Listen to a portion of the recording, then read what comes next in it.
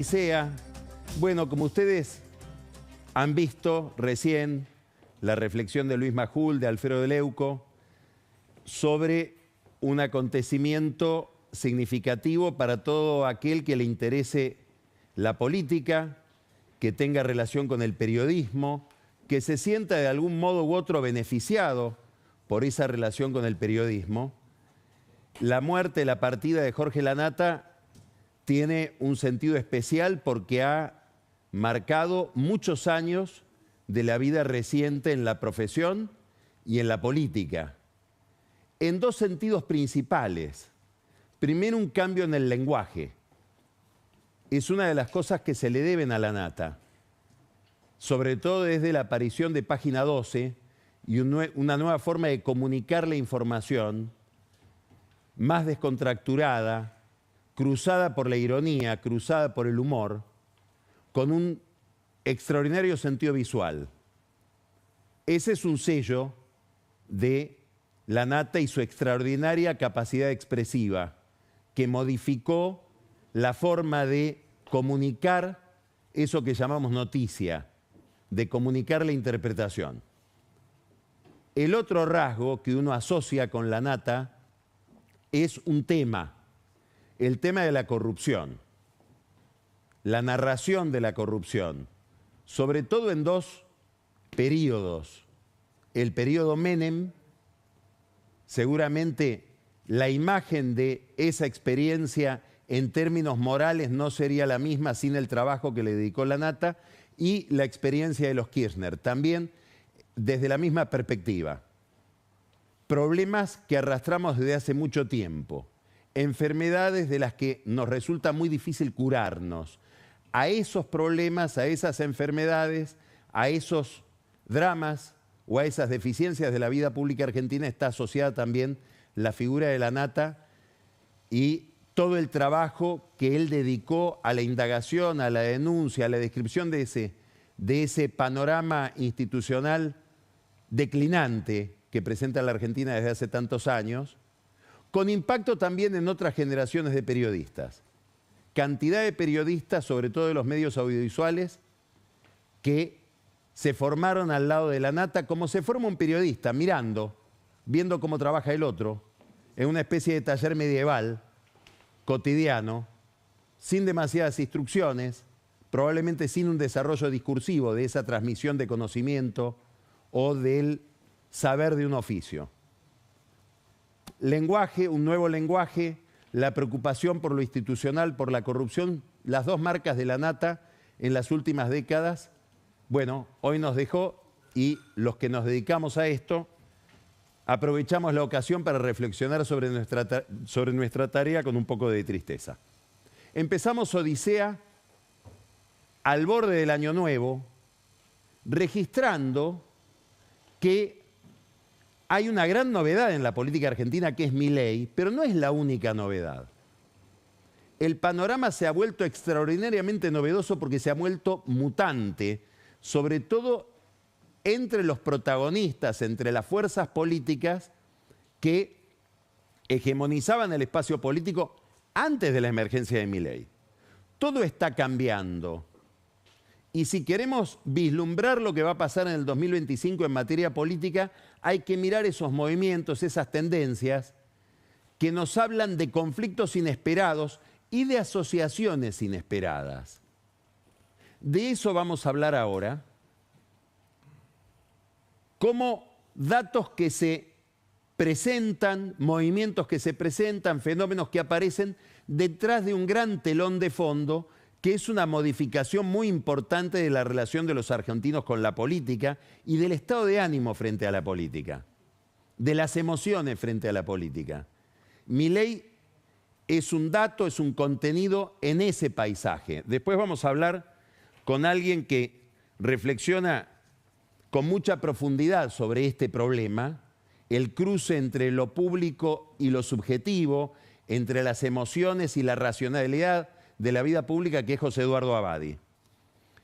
Pero lo que importa es que hay una reconfiguración del mapa que plantea una cantidad de incógnitas. Probablemente la novedad más importante, y de eso vamos a hablar después con José Eduardo, es precisamente esto de lo que hablaba recién. El cambio en el clima emocional. Es un cambio misterioso, no es tan fácil de explicar.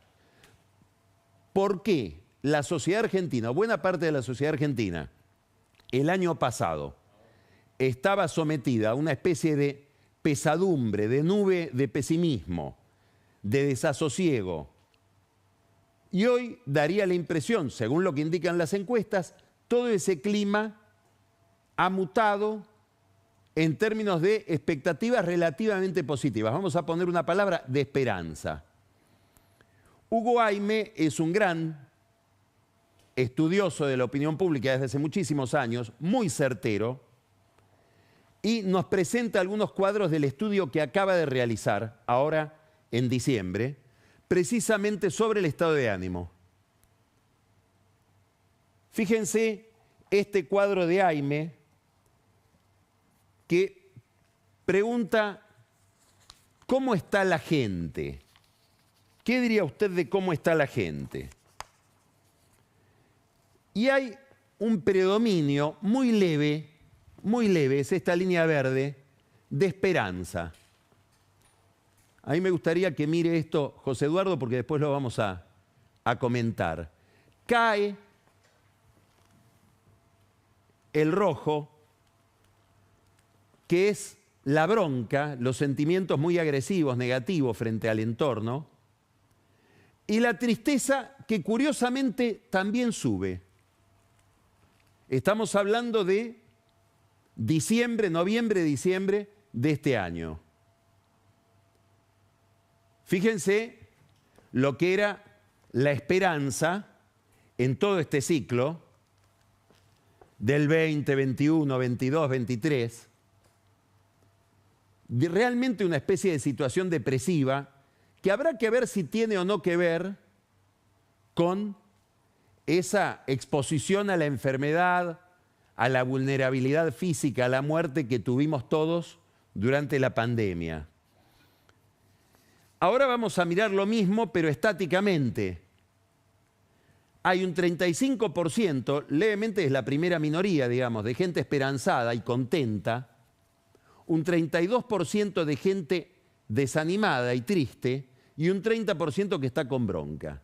Es decir, no hay un panorama homogéneo. Pero predomina el sentimiento de esperanza, que era un sentimiento muy, pero muy minoritario durante, sobre todo, toda la campaña electoral. Los encuestadores empiezan a registrar ese pesimismo a partir de del segundo semestre del año 2020, cuando empezó a volverse muy asfixiante el aislamiento, el encierro, y cuando la pandemia parecía no tener fin. Ahí parece haber pasado algo, no solamente en la Argentina, sino en muchas sociedades que están expuestas a grandes cambios políticos. ¿Cómo está la sociedad argentina en este fin de año respecto del gobierno? Acá hay algo también interesante en el estudio de Aime. Hay que decir algo importante desde el punto de vista metodológico, y es que Aime realiza encuestas que no solamente son telefónicas o digitales, sino que manda encuestadores físicos a los barrios a preguntar presencialmente. Eso modifica mucho, a menudo, el resultado de una encuesta. Entonces, fíjense, acá tenemos el verde, la línea verde, que aprueba, que está progresando la aprobación del gobierno. Inflación descendente puede explicar un poco este fenómeno de mejora en la apreciación del gobierno, pero la aprobación para Aime sigue siendo minoritaria. Es mayor la desaprobación, que es la línea colorada. 50% desaprueba, 40% aprueba, pero tal vez, 47% desaprueba, aprueba, pero probablemente estas dos tendencias tal vez en algún momento se crucen, por cómo estamos viendo la mediana duración, digamos, la inercia de estos dos movimientos. Entonces, 47% aprueba, 50% desaprueba, según Aime. Así estamos llegando a fin de año. Cuidado, porque en un gobierno que se instaló sorpresivamente, de improviso, como decimos siempre, sin equipo, sin un programa claro, porque vemos que el programa de Milei, la dolarización, el desarme o la anulación del Banco Central, todo eso por lo menos quedó para otro momento. El programa es otro del que se había pensado inicialmente. Sin anclaje territorial, con un equipo que se van conociendo entre ellos a medida que va pasando el año, sin Congreso. Que haya estos niveles de aprobación es casi milagroso y explica que la gran novedad del año, la gran incógnita que se despejó durante el 2024 es que hay un centro de gravedad política en la Argentina que se llama Milei. Por decirlo de alguna manera, alguien que manda, alguien que ordena. Eso no estaba garantizado en febrero de este año. Ahora, para Aimé sigue siendo, fíjense, posición frente al gobierno, los que adhieren son menos que los opositores. Es cierto, suben los que adhieren, también suben los opositores en una situación política, esto es importante para ver el año electoral, polarizada. Sigue sin haber matices, sigue sin haber un centro, sigue sin haber posiblemente una visión de la complejidad de los problemas. Es todo o nada, apruebo o desapruebo, me gusta o no me gusta, con un predominio de los opositores, 49% según Aimé y 43% los que adhieren. Insisto, estas son encuestas que incluyen entrevistas presenciales. Ahora, a pesar de que son más los opositores, a pesar de que son más los que desaprueban, el sentimiento respecto del futuro empieza a ser positivo. Bueno, acá tenemos cómo percibe cada uno la situación económica. Me interesa pasar al siguiente, que son las expectativas de acá a un año. Y fíjense que a pesar de que hay una mayoría opositora, el 48% es la minoría más importante que dice que va a estar mejor que ahora. Hay un 10% que dice voy a estar igual de bien, o sea, otros que aprueban. Peor que ahora, 37%. E igual de mal, 10%. Perdón, 2% igual de bien, 10% igual de mal. Predomina la expectativa positiva, predomina la esperanza, a pesar de que haya más oposición que adhesión. Acá se cruzaron las líneas. La verde, que es la expectativa positiva, en algún momento de la segunda mitad del año, que ahí me lo marca en septiembre, se cruzan. Todo tiene que ver generalmente con la inflación y la recuperación del poder adquisitivo del salario, o del ingreso para los que no tienen salario. Y decrece el sentimiento negativo o el pesimismo. Bueno, este es un panorama que para muchos es inesperado. Estamos hablando de un Milei que está surfeando la cresta de la ola, al que le está yendo bien, con un fin de año con paz social, que es otra de las grandes prevenciones que había cuando se instaló este gobierno, que prometía y realizó un ajuste muy importante. Acá hay alguien del que se habla poco, que tuvo un comienzo de gobierno o de gestión muy accidentado, inclusive con la comisión de algunas injusticias, el castigo al secretario de Acción Social, por ejemplo, Pablo de la Torre, pero hay que recortar a alguien en este panorama, que es Sandra Petovelo. Resultó ser una ministra, para lo que es este fin de año, sorprendente. Se desarticuló todo un sistema de lucro con el tráfico de beneficios sociales, se potenciaron felizmente las asignaciones automáticas para los más pobres, que aumentaron muchísimo en términos de ingreso. Es algo que este gobierno ha hecho, pero probablemente por un problema de insensibilidad frente a esa agenda, no se ufana de eso, como tampoco se ufana de haber disminuido la inflación, que es la disminución de la inflación, la mejor política social que uno le puede pedir a un país con 50% de pobreza. Son temas que de los que el gobierno no se vanagloría, digamos, no los vende electoralmente. Pero ahí está la figura de Petovelo a la que hay que prestarle atención, de la que nadie habla como candidata, ni como líder, ni como figura principal de todo este proceso. Sobre todo este panorama, diríamos pasablemente exitoso, aparece algo que también es una incógnita que se revela, el estilo de Milei, el estilo político de Milei. Y el estilo político de Milei es el de un hombre de poder con un gran sueño de poder. Podríamos decir, con un sueño hegemónico, totalmente contradictorio con lo que sería su presentación liberal. Hay un sueño de concentración de poder, alentado por su entorno y alentado sobre todo por la figura que se ha ido convirtiendo también a lo largo del año en una figura principal del oficialismo, que es, entre comillas, un mero asesor que no ha querido comprometerse con la administración en términos profesionales, prefiere ser asesor, con todo lo que eso tiene de ventaja, supuestamente, sobre todo en materia penal, que es Santiago Caputo, el mago del Kremlin. Bueno, Santiago Caputo tendría, no lo sabemos, esto también es parte de la falta de transparencia del mundo de las redes y del mundo del poder, cuentas que se le atribuyen como cuentas de X, la ex Twitter. Él no desmiente que las tenga.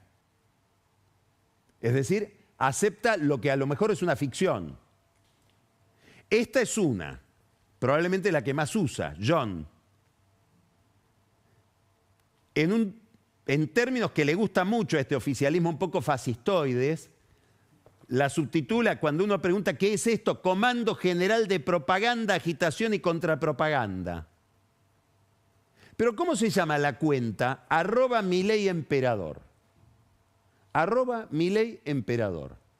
Hay un sueño imperial que en Caputo revierte a una especie de reminiscencia del Imperio Romano. Dicen los íntimos amigos de él que él se siente descendiente, seguramente de algún patricio, nadie se siente descendiente de plebeyos normalmente, ni reencarnación de un siervo de la gleba, descendiente de algún emperador, de algún cónsul, de algún pretor, pero cree que hay una genealogía entre esta experiencia política y una experiencia imperial. No es la República Romana, es el Imperio Romano. Es una forma de entender el poder con una gran ambición, que explica una de las incógnitas políticas de este fin de año, que es cómo va a terminar liquidándose el conflicto entre Milei y Macri. ¿Por qué? Porque este sueño imperial tiene un capítulo principal: la aspiración de Milei de ser el único representante del centro hacia la derecha. Quiere el monopolio de ese electorado. Y esto es lo que abre el conflicto con Macri, porque Macri fue, hasta la aparición de Milei, el sol de ese sistema. El sol de lo que serían las posiciones de centro, centro-derecha, que ahora pretenden ser reemplazadas por un discurso de ultraderecha. Y Milei quiere quedarse con todo ese espacio.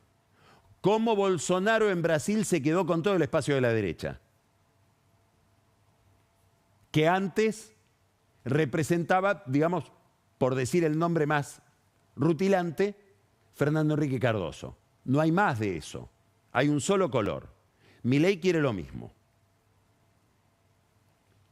Muchos dicen, pero con todo lo que hizo Macri por él, todo lo que lo apoyó, hubiera sido muy difícil que Milei llegue a la presidencia si Macri no lo endosaba, sobre todo en el balotaje. Se abrieron conflictos entre Macri y Patricia Bullrich, hay que recordar, por la consideración de Macri hacia Milei, aun cuando Patricia Bullrich corría como candidata del partido de Macri. Entonces la pregunta es, con todo lo que hizo Macri por Milei, Milei lo quiere destronar, quiere borrarlo de la faz de la política, quiere jubilarlo. No, no es a pesar de lo que hizo Macri por él, es por lo que hizo Macri por él. Porque Milei está siguiendo la vieja lección de Maquiavelo: al primero que hay que eliminar es al que te ayudó a llegar, porque ese tiene una tecnología y una porción de poder muy importante, gracias a la cual llegaste. Siempre hay algún parecido entre Milei y Néstor Kirchner, y este es uno. Lo primero que se propuso Kirchner, cuando llegó al poder, fue eliminar a Duhalde. Es más, esa noche, la noche del 25 de mayo de 2003, Kirchner asume la presidencia, soporta, como era él, que no le gustaba el protocolo y el ceremonial, todo el ritual de la Asunción, y termina la noche sentado en el despacho del presidente y recibiendo al que era su mano derecha en materia política, Julio De Vido. Le dice: ¿vos qué hacés mañana? Me voy a ver con Balestrini, intendente de La Matanza, y con Curto, intendente de 3 de febrero. ¿Para qué? Y para empezar a armar nuestra gobernabilidad. ¿Que cómo se arma? Quitándole las columnas del conurbano a Eduardo Duhalde. Empezó ahí el reemplazo de Duhalde. Bueno, estamos viendo algo que nunca es igual, por la historia no se repite, pero tiene sí alguna lógica similar, que es el intento de Milei de reemplazar plenamente a Mauricio Macri. Y esto se realiza en un terreno especial, en un distrito especial, que es, como es obvio, la ciudad de Buenos Aires.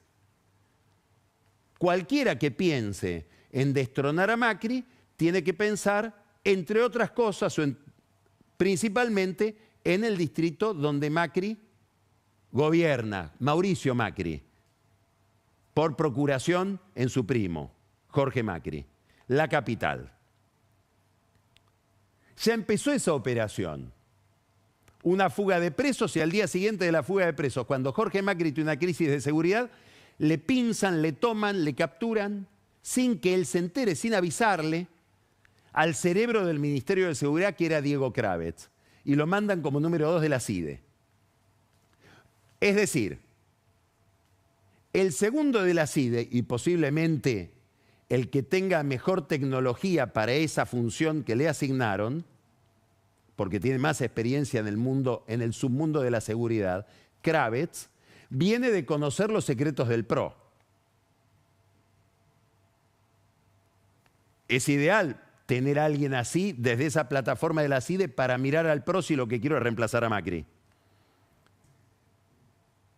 Junto con la salida de Kravetz, de la que Jorge Macri se enteró por un tuit de Manuel Adorni, se produce una crisis en el gabinete y tienen que destronar a Néstor Grindetti, que era el jefe de Kravetz en Lanús, y reemplazarlo por Gabriel Sanchezini. Una crisis de gabinete en el gobierno de Jorge Macri. Sanchezini, que es una posición que toma Mauricio Macri dentro del gobierno de su primo.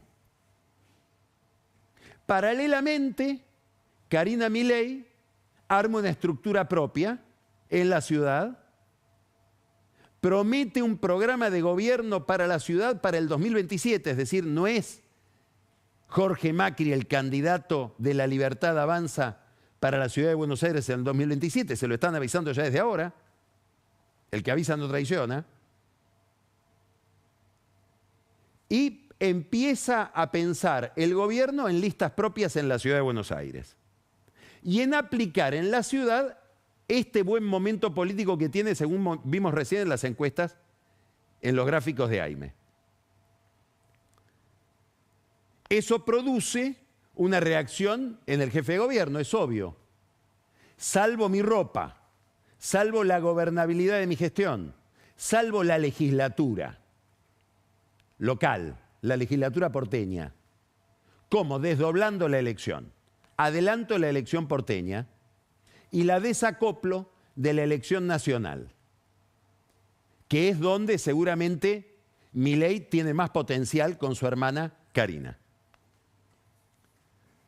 Acá hay un problema porque esta operación de desacoplar la política local de la política nacional puede tener un par de inconvenientes. El primero es si es tan sólida la gestión de Jorge Macri como para ser sobreexhibida.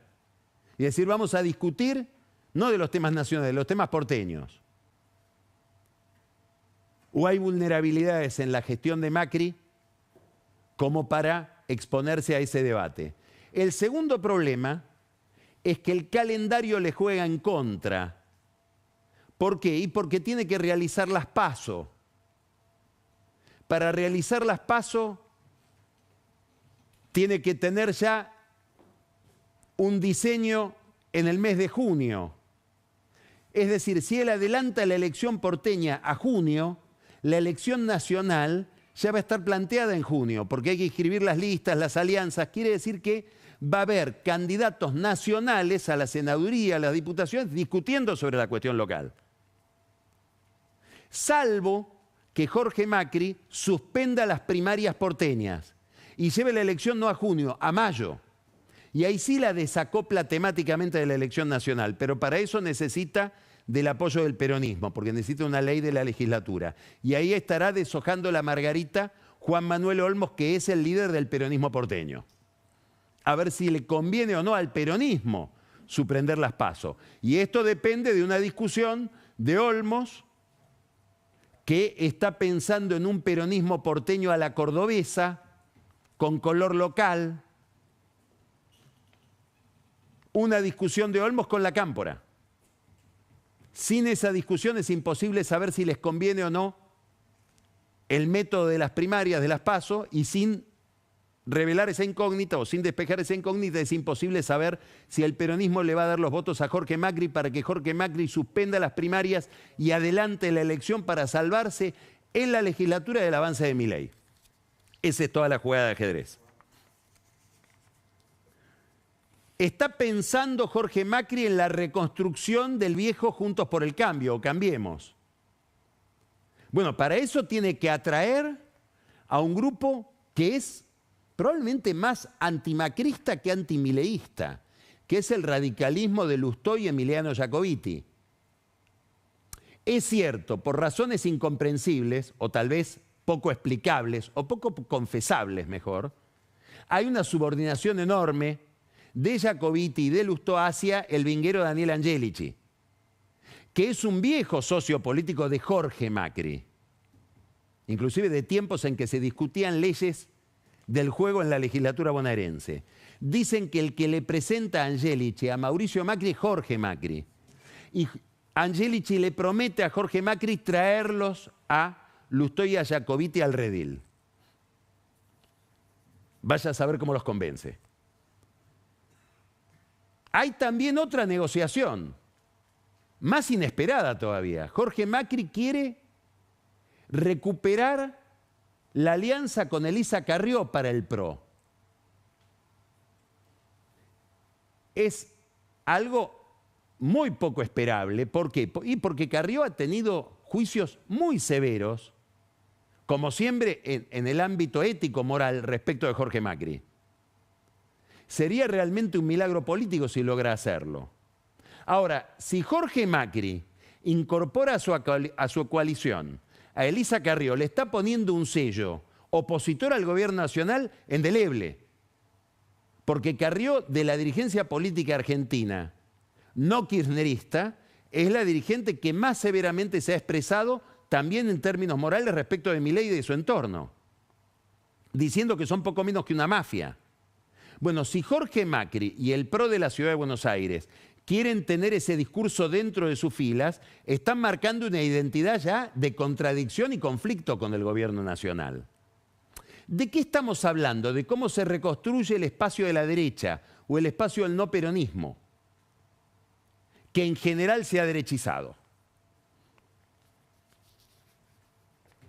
Hay otra dimensión que tiene que ver con esta anticipación de las elecciones que está buscando Jorge Macri, que es que la elección porteña se transforme en una especie de encuesta perfecta para que Mauricio Macri vaya con esa encuesta, suponiendo que el PRO gana la elección local, la de legisladores, al encuentro de Milei a negociar con Milei en otros términos, en una posición más favorecida para el PRO y para los Macri. En la idea de que Mauricio Macri no quiere romper con Milei.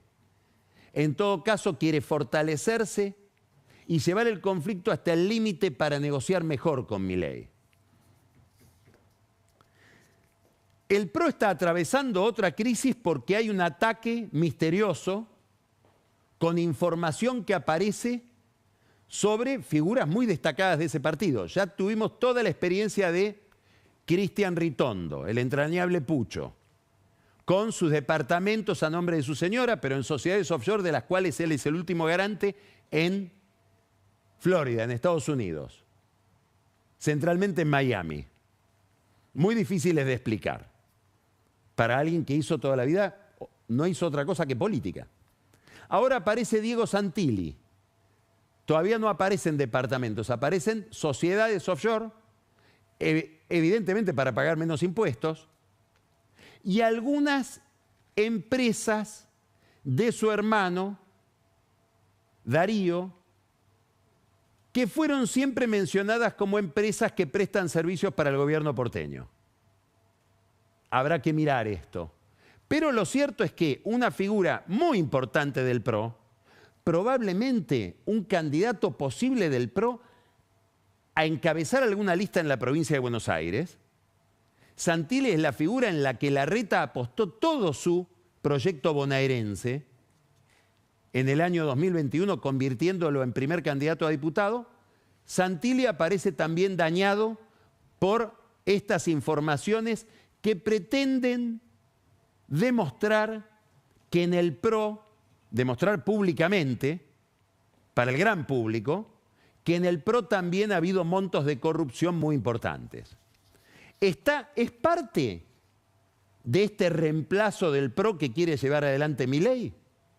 Miren la cuenta de John, que supuestamente es el mago, es Santiago Caputo. John, Milei emperador. Dice, qué casualidad que el mismo sitio que nos pegaba a nosotros le tire a Ritondo y a Santilli. ¿De dónde vendrá? Este mensaje tiene varios sentidos. El primero es que uno se pregunte, ¿y de dónde le tirarían a Milei y a La Libertad Avanza? Primera respuesta es del macrismo. Es decir, puede estar sugiriendo, cuidado Santilli, cuidado Ritondo, esto es Macri porque ustedes se están aproximando a nosotros. Porque una característica de Santilli es que muere porque lo llamen de la oficina de Milei, que lo incorporen a La Libertad Avanza. Hay otra respuesta, no debe ser el kirchnerismo o Massa, que le pegaba a los dos, al macrismo y a La Libertad Avanza. Pero hay otro mensaje acá, que es aclarar, no somos nosotros. No somos nosotros los que te estamos agrediendo, Santilli, eventualmente Ritondo. Ahora, un experto en comunicación, como Santiago Caputo, el cerebro de la relación entre Milei y la opinión pública, ignora que si él o alguien que está identificado con él, como este John, sale a defender a Santilli reproduciendo en ese tuit la información que complica a Santilli, le está avisando a la gente que hay un problema con Santilli. Quiero decir, para decirlo más sencillo, mucha gente se enteró de que Santilli tiene 14 offshore leyendo el tuit de John. Entonces, ¿para quién juega John? Podríamos decir, ¿para quién juega Santiago Caputo? ¿Está el gobierno detrás de este ataque o no? Nos queda como un misterio de esta noche. Algunos dicen, estas operaciones son la respuesta al tuit de Macri de la semana pasada que le pedía transparencia a Milei. Acá te viene el vuelto de la transparencia. Todo esto tiene un punto de fuga. El cuadro. ¿Quién va a ser el candidato a senador de cada fuerza política en la ciudad de Buenos Aires en octubre del año que viene?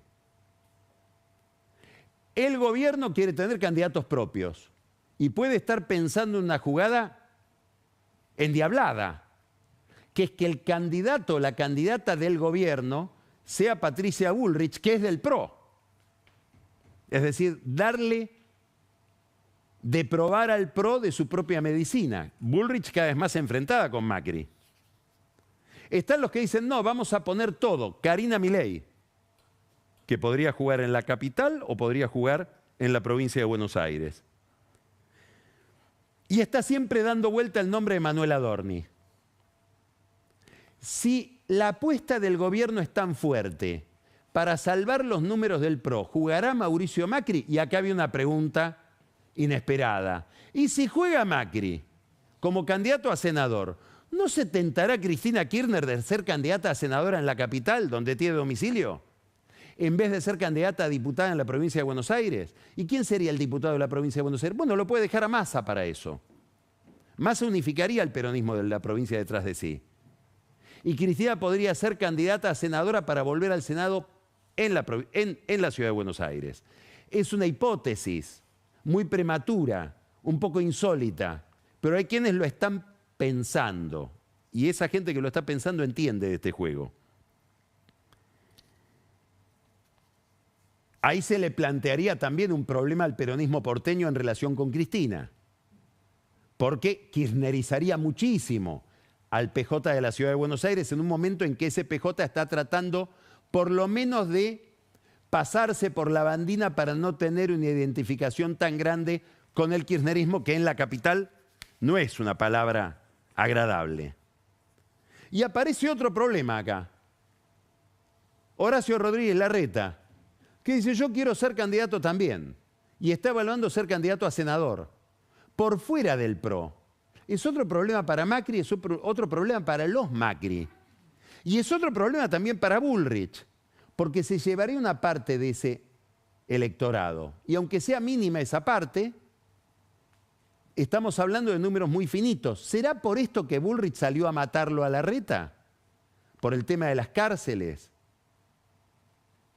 ¿Por el tema de dónde van, dónde deberían estar los presos que hoy están en comisarías y por eso se escapan?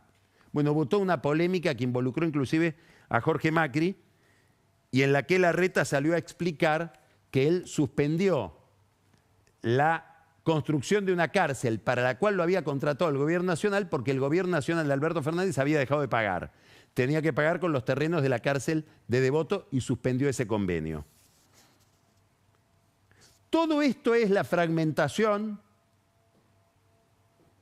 del espacio no peronista que se explica por la disputa abierta por Javier Milei para ejercer una representación prácticamente monopólica en el espacio de la derecha. Esto también explica la pelea de Milei con Victoria Villarruel. Es otro duelo para la representación de este universo que Milei quiere ejercer exclusivamente, como el emperador Milei. Hay otro conflicto en la provincia de Buenos Aires, también inesperado. Por eso decimos que hay alianzas inesperadas y conflictos inesperados. ¿Quién podía pensar hace 6 meses que el problema a Cristina Kirchner le iba a parecer tan próximo, tan cerca, como en la figura de Axel Kicillof? ¿Quién iba a pensar que Axel Kicillof iba a soñar con enfrentar a Cristina? Pero Axel Kicillof aparentemente está pensando una carrera política donde quiere tener el poder político y no ser solo un empleado. Para lo cual está reflexionando en desdoblar también en la elección en la provincia de Buenos Aires. Hacer una elección bonaerense, donde él armaría las listas en combinación con los intendentes, que se quieren sacar a la cámpora de encima, por lo tanto a Cristina de encima, porque la cámpora es Cristina, y dejar la lista nacional para la expresidenta. Ella obviamente está enfurecida por lo que entiende que es una traición de alguien a quien le dio todo, inclusive a veces en detrimento de su propio hijo. Es verdad que, por ejemplo, la candidatura a gobernador de la provincia de Buenos Aires la pretendía Máximo Kirchner junto con la cámpora y le fue dada a Kicillof.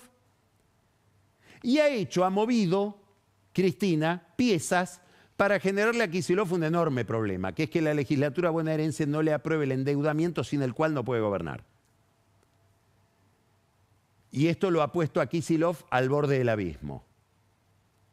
Él, para adelantar las elecciones, tiene que hacerlo por el calendario institucional, por lo menos en febrero, ya no puede ir más allá de febrero. Y tal vez en febrero la legislatura le vuelva a plantear la discusión del endeudamiento y tenga que elegir entre la gobernabilidad o el poder político, que no es una opción tan fácil, porque están ligados. Ahora, si no se termina de pelear con Cristina, todos los que lo han apoyado hasta ahora lo van a dejar. Jorge Ferraresi, el Cuervo Larroque. Ahora, si se somete a Cristina, pasa a ser ¿quién? ¿Un Alberto Fernández o algo peor todavía, un Daniel Scioli? Y termina ahí su carrera. Porque ya Cristina es muy difícil que lo elija como delegado con la irritación que le produce su figura. Estamos hablando de cuál es el futuro electoral del peronismo, no el año que viene, porque esto se recorta sobre el horizonte del 2027. Estamos hablando de candidaturas posibles a la presidencia del año 2027. Y un Kicillof que también teje alianzas raras. Y una de ellas es con el radicalismo de Jacobiti. Y esto sí es insólito, porque para los que conocen la microfísica de la política y sobre todo la biografía de Kicillof, él no tuvo ningún enfrentamiento en su vida más acérrimo, más agresivo que el que tuvo con Jacobiti por la conducción del Centro de Estudiantes de la Facultad de Ciencias Económicas cuando los dos eran chicos. Bueno, ahora aparentemente convergen Jacobiti y Kicillof en una especie de alianza anti-Milei que se expresa en plata. Miren este cuadro, este listado. Es el presupuesto de la provincia de Buenos Aires del año 2025, el del año que viene, y los subsidios, escuchen bien, los subsidios que los bonaerenses, los contribuyentes bonaerenses le pagan a través del presupuesto bonaerense a universidades nacionales radicadas en la provincia de Buenos Aires. Es decir, la provincia de Buenos Aires transfiere fondos a entidades de la nación. Es raro esto. No hay ninguna provincia que haga esto. Universidad Arturo Jaureche, 1.000 millones de pesos. Pero me interesa una en particular, que está en la próxima placa, que es la Universidad de Almirante Brown. 1.183 millones de pesos. ¿Quién es el rector? Pablo Dominichini, el candidato de Lustó y de Jacobiti a presidir el Comité Provincia de Buenos Aires en las últimas elecciones donde Dominichini perdió. Pero lo interesante es que Dominichini es diputado radical en la legislatura bonaerense, es decir, vota este presupuesto del cual a él le llegan después en Almirante Brown 1.183 millones de pesos. Este ducto de dinero entre el radicalismo de Jacobiti y la provincia de Kicillof es revelador, porque está hablando de alianzas inexploradas. Vamos a una convergencia entre Lustó, Jacobiti y un kirchnerismo antikirchnerista, un peronismo de izquierda en contra de Cristina. Esto es una novedad que aparece en estos números. Y La Plata suele ser muy elocuente, sobre todo entre esta gente. Hablando de plata, hoy tuvo que renunciar finalmente Jorge Donofrio, ministro de Transporte de la provincia de Buenos Aires, investigado por la Justicia Federal por haber encabezado aparentemente una banda, eso lo determinará finalmente la Justicia Federal, de cobro de coimas, de sobornos a cambio de eliminar multas, fotomultas. Le presentó la renuncia al gobernador Kicillof. La renuncia dice que es por razones personales, cuando hace 2 meses ya la prensa está hablando de los delitos que se le imputan a Donofrio, y es reemplazado por otro masista, que viene también del Ministerio de Transporte Nacional en la época en que Massa era ministro de Economía, Martín Marinucci. Problema para Kicillof, ¿por qué? Y porque uno de los activos supuestamente de Kicillof era que en su administración no había corrupción. Problema para Massa. que tiene que hacer renunciar a alguien tan cercano como él por corrupto como Jorge Donofrio. No solo en el PRO empiezan a aparecer denuncias y peripecias judiciales en vísperas del año electoral. ¿Será también el mago? ¿Será también Milei? Es una broma. Vamos a empezar Odisea. Ahí ustedes van a ver las redes a través de las cuales se pueden conectar con nosotros en X, en Instagram, en TikTok. Ahí tiene los nombres de las cuentas. Vamos a empezar con un diálogo, como les prometí, muy interesante con José Eduardo Abadi. Vamos a ir de lo subjetivo a lo colectivo y vuelta. Pancho Olivera nos trae un tema que va a ser polémico durante todo el año.